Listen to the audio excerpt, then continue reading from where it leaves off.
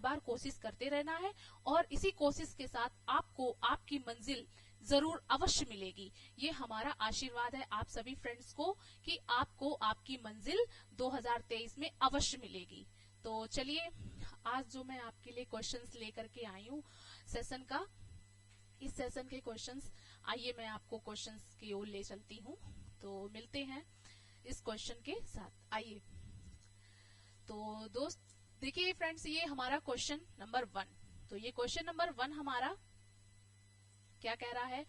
Question number 1, तो first question कह रहा है कि राज्यसभा के सदस्यों के लिए न्यूनतम आयु है, यानी न्यूनतम आयु कितनी होनी चाहिए? तो राज्यसभा के सदस्यों के लिए न्यूनतम आयु जो होनी चाहिए वो 21 वर्ष होनी चाहिए या 25 वर्ष होनी चाहिए या 30 वर्ष होनी चाहिए या 35 वर्ष होनी चाहिए? बताइए। आप सभी को बताना है कि राज्यसभा में जो सदस्यों की संख्या होती है वो न्यूनतम आयु की जो संख्या होती है वो कितनी होनी चाहिए न्यूनतम? तो इसकी कितनी वर्ष होनी चाहिए? राज्यसभा में कितना होना चाहिए? 30 वर्ष। राज्यसभा में आपको जो न्यूनतम आयु होती है वो 30 वर्ष होनी चाहिए, ठीक है। और लोकसभा में जो आपकी न्यूनतम आयु होती है वो कितनी होनी चाहिए? लोकसभा में आपको 25 ईयर यानी 25 वर्ष आपकी लोकसभा में न्यूनतम आयु होनी चाहिए, ठीक है। राज्यसभा को आप देख लीजिए, ये एक आपका उच्च सदन होता है। क्या होता है? आपका उच्च सदन होता है। फ्रेंड्स ये क्या होता है? उच्च सदन होता है। उच्च सदन होता है, इसको हम उच्च सदन कहते हैं। और हमारा लोकसभा, इसको हम निम्न सदन बोलते हैं। लोकसभा को क्या बोलते हैं? निम्न सदन। लोकसभा को निम्न सदन बोलते हैं, यानी कि निचला सदन। निम्न सदन को हम क्या बोल देते हैं? निचला सदन, ठीक है। तो ये हमारा क्वेश्चन हो गया। राज्यसभा में इस टाइम प्रेजेंट में कितने यानी कि यहाँ पर सदस्यों की संख्या है? तो यहाँ पर राज्यसभा में कितनी हो जाएंगी? राज्यसभा में 245 हो जाएंगी। वर्तमान में इनकी संख्या 245 है। ये क्या है? वर्तमान में है। प्रेजेंट में आपकी कितनी है? 245। लेकिन आपको 250 निर्धारित की गई हैं। कितनी की गई हैं? 250 निर्धारित की गई हैं। अधिकतम निर्धारित की गई हैं। कितनी? 250 आपको अधिकतम निर्धारित की गई है आपको राज्यसभा में सदस्यों की संख्या। चलिए इसी के साथ नेक्स्ट अगले प्रश्न में चलते हैं। सेशन का अगला प्रश्न हमारा क्या कह रहा है? अगला प्रश्न हमारा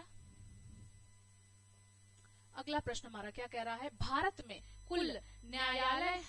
में कुल कितने उच्च न्यायालय हैं? तो आप सभी को बताना है कि भारत में हमारे कितने उच्च न्यायालय हैं। आपको बताना है 18 हैं या 21 हैं या 28 हैं या 25 हैं। आपको बताना है कितने हमारे उच्च न्यायालय हैं। तो भारत में हमारे यहाँ उच्च न्यायालय जो हैं वो फ्रेंड्स आपको बताना है कितने हैं? 25 हमारे यहाँ उच्च न्यायालय, हाई कोर्ट, हमारे हाई कोर्टों की जो संख्या है वो 25 है। ये आपका 25वां बना था कब? 25वां आपका जो तेलंगाना बना था ये हैदराबाद हाई कोर्ट है। 25वां आपका कौन सा है? 25वां हाई कोर्ट आपका कौन सा? हैदराबाद वाला। हैदराबाद आपका 25वां हाई कोर्ट है। तो आपके जो देश में हाई कोर्ट की संख्या है वो कितनी है? उच्च न्यायालय की संख्या आपकी 25 है। कितनी है? 25। तो हमारा सी ऑप्शन हमारा क्या हो जाएगा? राइट आंसर हो जाएगा। सी ऑप्शन आपका इस सेशन का सही उत्तर होगा। आइए चलते हैं इस सेशन का अगला प्रश्न। अगला प्रश्न हमारा क्या कह रहा है?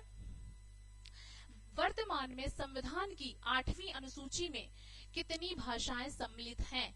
तो वर्तमान में संविधान में कितनी भाषाएं सम्मिलित हैं? 20 हैं या 21 है यानी कि 21 हैं या 24 हैं या आपकी 22 भाषाएं हैं? तो आपको बताना है कि हमारे ये कितनी इसमें कितनी भाषाओं को हम सम्मिलित किया गया है। तो इसमें किया गया है कितनी भाषाओं को? 22 भाषाओं को। कितने को किया गया है? 22 भाषाओं को किया गया है। सबसे पहले हमारे मूल संविधान में 8वीं अनुसूची के मूल संविधान में हमें सबसे पहले 14 भाषाएं थी। मूल संविधान में कितनी थी? मूल संविधान में संविधान में हमारी 14 भाषाएं थी। कितनी थी? 14 भाषाएं। इसके बाद फिर 8 भाषाएं और सम्मिलित की गई, 8 भाषाएं और सम्मिलित की गई, तो हमारी 22 भाषाएं हो गई। सबसे पहले यानी कि जब हमारा 21वां 21 अमेंडमेंट एक्ट आया, यानी 21वां संविधान संशोधन आया, तो उसमें कितनी थी? 21वां संविधान संशोधन में आपको एक भाषा ऐड की गई। कौन सी? एक भाषा ऐड की गई।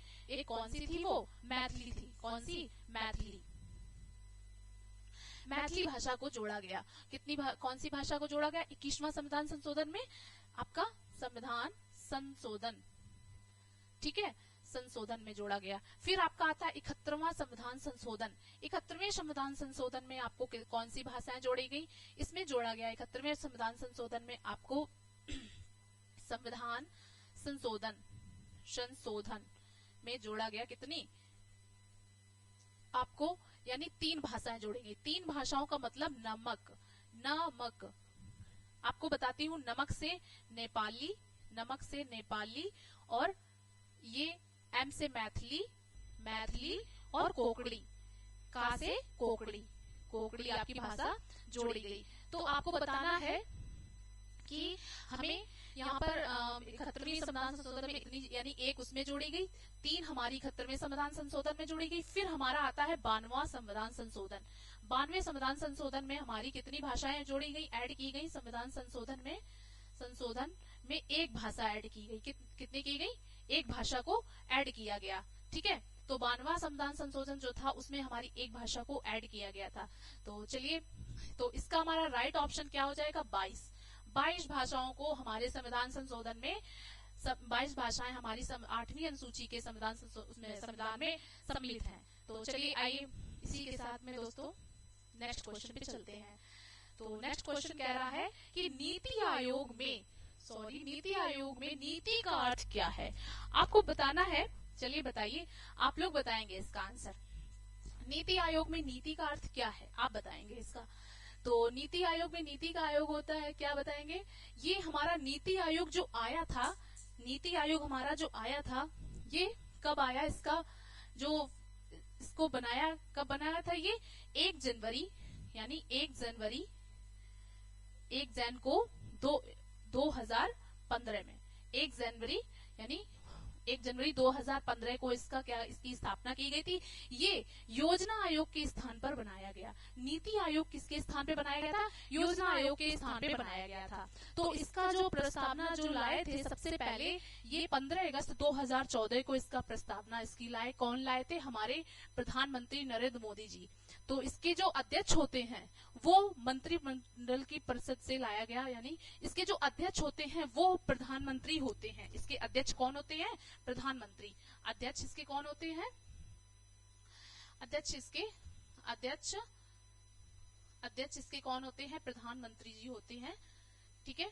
प्रधानमंत्री हमारे नरेंद्र मोदी जी, ठीक है, यानी कि प्रधानमंत्री जी होते हैं, ठीक।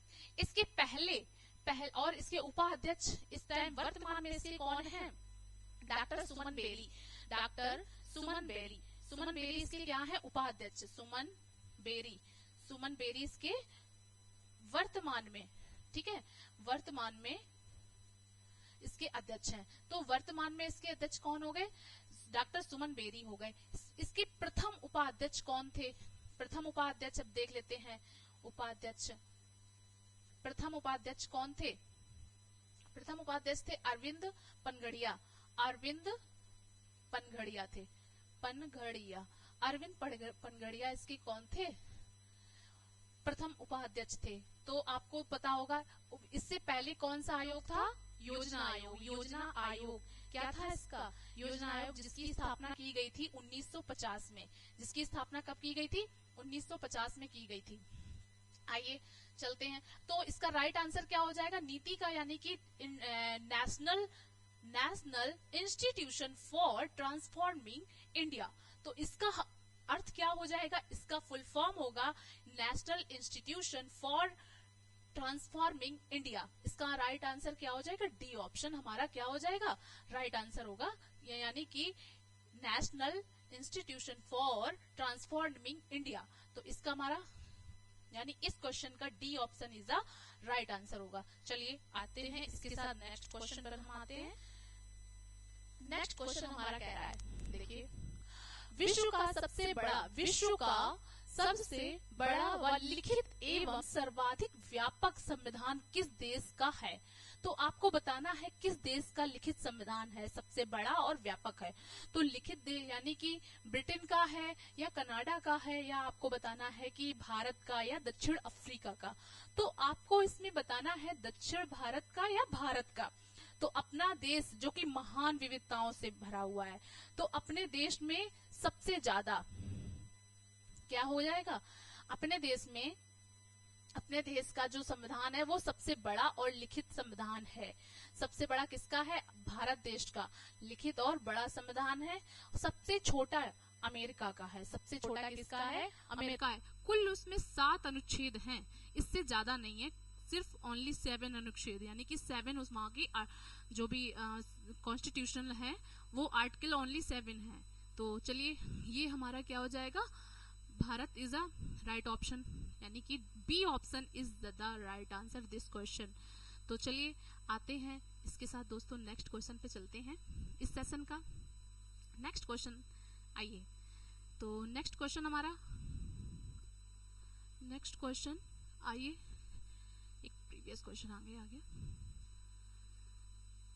नेक्स्ट क्वेश्चन हमारा ये, संविधान सभा के अस्थायी अध्यक्ष कौन थे? तो आपको बताना है कि संविधान सभा के अस्थायी अध्यक्ष कौन थे। अस्थायी अध्यक्ष कौन थे? तो भीमराव अम्बेडकर जी थे, या आपके डॉक्टर राजेंद्र प्रसाद थे, या आपके सच्चिदानंद थे, या आपके के.एम. मुंशी थे। तो आपको इसका राइट आंसर बताना है दोस्तों। क्या होगा इसका राइट आंसर? इसका राइट आंसर क्या होगा बताइए आप लोग, कैसा क्या होगा इसका राइट आंसर? तो संविधान सभा के जो अस्थायी अध्यक्ष थे कौन थे? बी.आर. अम्बेडकर? नहीं, ये तो थे नहीं। सच्चिदानंद सिन्हा आपके अस्थायी अध्यक्ष थे। कौन थे? सच्चिदानंद सिन्हा आपके अस्थायी अध्यक्ष थे। ये सी ऑप्शन आपका क्या हो जाएगा, राइट आंसर हो जाएगा। यानी कि अस्थायी अध्यक्ष कौन थे संविधान सभा के? सच्चिदानंद सिन्हा। और स्थायी अध्यक्ष कौन थे वो भी आपको कभी आपके पेपर में आ जाए तो आप क्या करेंगे, तो यानी स्थायी अध्यक्ष जो थे वो कौन थे? डॉक्टर राजेंद्र प्रसाद। कौन थे? ये आपके स्थायी अध्यक्ष थे।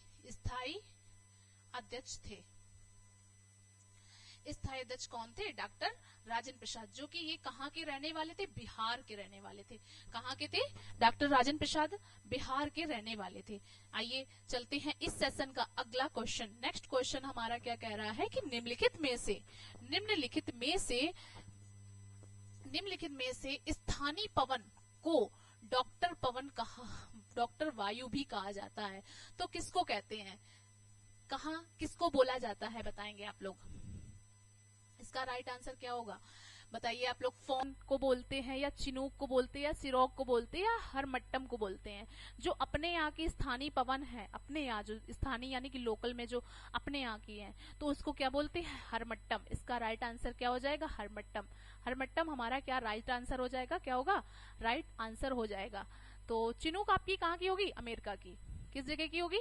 अमेरिका की आपकी ये हो जाएगी, अमेरिका की। और ये हमारा राइट आंसर होगा। सी इज द राइट आंसर। इस क्वेश्चन का हमारा सही उत्तर होगा कौन सा? हरमट्टम। तो हमारा राइट क्वेश्चन आंसर कौन होगा इस क्वेश्चन का? C is the right answer this question. आइए फ्रेंड्स चलते हैं नेक्स्ट क्वेश्चन में। नेक्स्ट क्वेश्चन हमारा क्या कहता है? नेक्स्ट क्वेश्चन कह रहा है कि सुनामी किस भाषा का शब्द है? तो सुनामी किस भाषा का शब्द है? ये जर्मन भाषा का है, या आपके पुर्तगाली भाषा का है, या आपके जापानी भाषा का है, या आपके चीनी भाषा लैंग्वेज का है। तो आपको बताना ये किस लैंग्वेज का है सुनामी शब्द। सुनामी शब्द आपका जापानी भाषा है। क्या है ये? तो फ्रेंड्स क्या है, किसका है ये? जापानी भाषा का। जापानी यानी कि जापान से, जापानी भाषा है ये, जापान से लिया गया है। कौन सा इसका आंसर राइट हो जाएगा? सी इज द राइट आंसर। सभी सी निकल रहे हैं, सी आंसर हो रहे हैं। चलिए आइए चलते हैं इस सेशन का अगला क्वेश्चन। नेक्स्ट क्वेश्चन कह रहा है कि अंतरराष्ट्रीय तिथि रेखा कहलाती है। तो अंतरराष्ट्रीय तिथि रेखा आप बताइए किसको कहते हैं? 0 डिग्री, 0 डिग्री अक्षांश को या 0 डिग्री देशांतर को या 66.5 यानी कि 66.5 डिग्री अक्षांश को या 180 डिग्री देशांतर को। तो आपको बताना है कि अंतरराष्ट्रीय तिथि रेखा किसको कहते हैं। तो किसको बोलेंगे, अंतरराष्ट्रीय जो रेखा है वो 180 डिग्री देशांतर को बोलते हैं। किसको बोलते हैं, 180 डिग्री देशांतर को बोला जाता है। तो हमारा इसका राइट आंसर हो जाएगा D option. D option is the right answer this question. तो आइए चलते हैं इस क्वेश्चन के, इस सेशन का अगला क्वेश्चन। इस सेशन का अगला क्वेश्चन कह रहा है कि सुपरनोवा, सुपरनोवा है एक क्या है, आपको बताना है। बताइए क्या होगा इसका, क्या है ये, एक ग्रह का है या एक ब्लैक होल है या आपको एक पुच्छल तारा है या एक मृत प्राय तारा है। तो आपको बताना है कि सुपरनोवा आपका क्या है। सुपरनोवा एक आपका मृत प्राय तारा है। क्या इसका आंसर होगा, मृत प्राय तारा होगा। तो ये हमारा डी ऑप्शन क्या हो जाएगा, राइट आंसर होगा इसका। D option is the right answer this question. तो सुपरनोवा एक हमारा पुच्छल तारा, एक एस्ट्रोनॉट बोलेंगे ये। चलिए आते हैं इस क्वेश्चन के अगले क्वेश्चन, इस सेशन का अगला क्वेश्चन चलते हैं। कौन सा होगा, यानी उर्सा मेजर अथवा बिग बियर एक प्रकार का क्या है। उर्सा मेजर या बिग बियर एक प्रकार का क्या होगा। तो इसको आपको बताना है कि तारा होगा उर्सा मेयर, बिग बियर अथवा बिग बियर एक प्रकार का क्या होगा। तो ये आपको बताना है तारा है या आपका नक्षत्र मंडल है या उपग्रह है या ग्रह है। तो आपको इसको बताना है, इसका आंसर क्या हो जाएगा। बताइए आप सभी, इसका आंसर राइट आंसर क्या होगा, बताइए फ्रेंड्स क्या होगा इसका राइट आंसर। तारा, तारा होगा, नहीं नहीं नहीं नहीं, तारा तो नहीं होगा, नक्षत्र मंडल होगा। क्या होगा, नक्षत्र मंडल। इसका सही आंसर क्या है, ये एक नक्षत्र मंडल है। ठीक है, तो उर्सा मेजर और बिग बियर जो है ये एक प्रकार का नक्षत्र मंडल है। तो चलिए, वैसे तारा नहीं होगा, नक्षत्र मंडल ही इसका राइट आंसर है। तो B is the right answer this question, Ursa Major. चलते हैं नेक्स्ट क्वेश्चन पे। इस सेशन के अगले क्वेश्चन है संथाल विद्रोह। संथाल विद्रोह कब शुरू हुआ था। तो संथाल विद्रोह आपको बताना ये कब शुरू हुआ था, यानी कब आया था। तो ये आपको बताना है कि 1985 में आया था या 1912 में आया था या 1855 में या 1821 में। तो आपको इसका राइट आंसर बताना है ये कब आया। तो ये संथाल विद्रोह आपका 1855 में आया था। कब आया, 1855 में आया था। तो ये संथाल वैसे पड़ता कहां पर, संथाल विद्रोह हुआ कहां था, ये कहां हुआ था, झारखंड में। कहां पे हुआ था, झारखंड का एक जगह पड़ती है, झारखंड में वहां पर। तो झारखंड में ये पड़ता है एक साहिबगंज एक जिला है, वहां का डिस्ट्रिक्ट है, वहां पर पड़ता है। कहां पर, साहिबगंज में। तो वहां पर आपका क्या ये पड़ता है, साहिबगंज में संथाल विद्रोह यहाँ पे हुआ था। साहिबगंज में आपको पता होगा कि जो यूपी में गंगा, उत्तराखंड से जो गौमुख ग्लेशियर से जो गंगा निकलती है और उत्तर प्रदेश में होकर के बह करके आती है 28 जिलों से, फिर झारखंड में एक साहिब जिला मिलता है, वहां से ये होकर के गुजरती है। और वो होकर के कितनी गुजरती है, 85 किलोमीटर होकर के यहाँ से गंगा गुजरती है। कितनी गुजरती है गंगा, यहाँ से जो गंगा है वो 85 किलोमीटर की रेंज पे जाती है। ठीक है, यानी 85 किलोमीटर की रेंज से इतने यहाँ से होकर के गंगा निकलती है। चलिए, तो इसका राइट आंसर होगा 1855। आइए चलते हैं इस सेशन का अगला क्वेश्चन। अगला क्वेश्चन हमारा क्या कह रहा है, केप ऑफ गुड होप कहाँ स्थित है। तो केप ऑफ गुड आपको बताना है कि ये कहाँ पर स्थित है। तो रूस में है या आपका दक्षिण अफ्रीका में है या अर्जेंटीना में है या जर्मनी में है। तो बताइए आप लोग कहाँ पर ये स्थित है। रूस में तो नहीं है, ये आपका कहाँ पर स्थित है, दक्षिण अफ्रीका में। कहां पर स्थित है, दक्षिण अफ्रीका में ये स्थित है। तो यहाँ से जो केप ऑफ गुड होप का मतलब यहाँ से जो वो आपके जो जहाज हैं यानी कि शिप, यहाँ से दक्षिण अटलांटिक से हो करके हिंद महासागर में ले जाए जाते हैं। तो इसका मतलब ये चीज यहाँ से क्या होकर के जाती है, जो आपके शिप हैं वो कहाँ से होकर के जाते हैं, अटलांटिक महासागर से लेकर हिंद महासागर में भेजे जाते हैं। तो आइए इसका राइट आंसर क्या हो जाएगा, दक्षिण अफ्रीका। चलते हैं इस सेशन का अगला क्वेश्चन। नेक्स्ट क्वेश्चन क्या कह रहा है, नेक्स्ट क्वेश्चन निकल गया है ये। शिवाजी के राजनीतिक गुरु का नाम एवं संरक्षक कौन थे? तो आपको बताना है कि इनके जो राजनीतिक गुरु थे और इनके जो संरक्षक थे, यानी इनके जो संरक्षक थे वो कौन थे? तो समर्थ रामदास थे, या शाहजी भोसले थे, या दादाजी कोंडदेव थे। ये दादाजी कोंडदेव थे या इनमें से कोई नहीं। तो आपको बताना है इसका राइट आंसर क्या हो जाएगा, बताइए जरा। दादाजी कोंडदेव थे, इसका आंसर क्या हो जाएगा? कोंडदेव थे, यानी कि इनके जो दादाजी थे कोंडदेव, वही इनके राजनीतिक गुरु भी थे और यही इनके संरक्षक भी थे। तो शिवाजी का जो जन्म हुआ था वो कब हुआ था? 1630 ईस्वी में। इनका जन्म कब हुआ था? जन्म हुआ था 1630 ईसा पूर्व में, ईस्वी में 1630 ईस्वी में हुआ था, 1630 ईस्वी में हुआ था। चलिए आते हैं। 1630 ईस्वी में हुआ था इनका जन्म, और इनकी मृत्यु कब हुई थी? 1680 में हुई थी। इनकी मृत्यु कब हुई थी? मृत्यु हुई थी इनकी 1680 में। कहां पर? और इनका जो दुर्ग, यानी कि इनका जो किला था वो कहां पर है? वो उनका शिवनेर दुर्ग था। इनका जो किला था वो शिवनेर दुर्ग के नाम से जाना जाता है। तो प्रसिद्ध सबसे ज्यादा किससे है वो? शिवनेर का दुर्ग। तो इसका राइट आंसर क्या हो जाएगा? दादाजी कोंडदेव। दादाजी कोंडदेव इसका, यानी कि सी इज द राइट आंसर हो जाएगा आपका।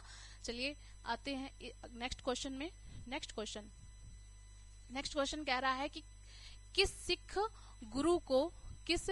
गुरु ने स्वयं को सच्चा बादशाह कहा था? तो किस सिख गुरु ने सच्चा बादशाह कहा था? किसने कहा था? या गुरु गोविंद सिंह ने कहा था, या आपका गुरु गोविंद सिंह ने, या गुरु हरगोविंद सिंह ने कहा था, या गुरु अर्जुन देव ने कहा था, या आपका अंगद ने कहा था? किसने कहा था कि किस सिख गुरु ने स्वयं को सच्चा बादशाह कहा? तो किसने बोला था? गुरु गोविंद सिंह जी को। गुरु गोविंद सिंह जी ने क्या कहा था? खुद को अपना सच्चा बादशाह माना था, कहा था। और इनका दूसरा नाम भी है गुरु तेग बहादुर। गुरु तेग बहादुर इनको कहते हैं, तेग बहादुर इनको कहा